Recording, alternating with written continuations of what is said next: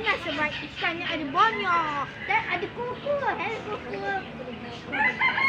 Ni jatuh.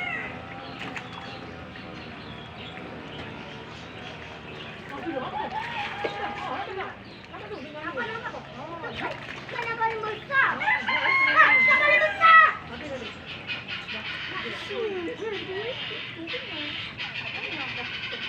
Alah, banyak lagi. Abang tu.